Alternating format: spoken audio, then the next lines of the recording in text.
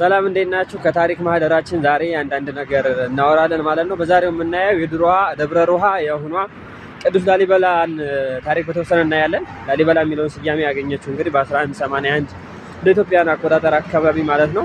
በዚህም እንግዲህ ስያሜ ያገኘችው በንጉስና ቅዱስ በሆኑት ቅዱስ ላሊበላ አማካኝነት ነው። እንግዲህ ላሊበላ ማለት ንብ ሊበላው ማለት ነው ትርጉሙ። ይህ ማለት ደግሞ ንጉስና ቅዱስ ላሊበላ ሲወለድ ንቦች ከበው ስለተገኘ ንብ ሊበላው ተብሎ ከዛ ላሊበላ ተብሎ ወጣለት። እንግዲህ የከተማዋ ስያሜ የተገኘው ደግሞ የቦታው የተሰጠው ከዚህ አንፃር ወይም ደግሞ ከንጉሱ ስም ነው ማለት ነው። ቅዱስ ላሊበላ እንግዲህ በቅዱስ ላሊበላ አማካኝነት ከ11 በላይ አብያተ ክርስቲያኖች በአንድ አለት የተፈለፈሉበት በጣም በዓለማችን ትልልቅ ከሚባሉ ከተመዘገቡ ቅርሶች መካከል አንደኛው ነው።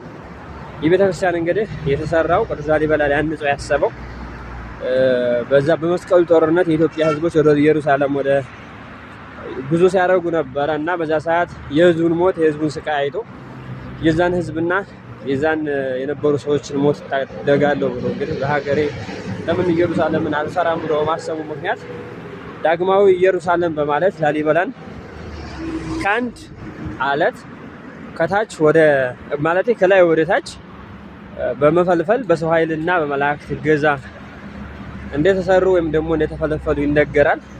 እነዚህ አብያተ ክርስቲያን እንግዲህ በኢትዮጵያ ኦርቶዶክስ ቤተክርስቲያን በጣም ትልቅ ቦታ የሚሰጣቸው በጣም ግዙፍ ከሚባሉት ገዳማት ውስጥ ነው።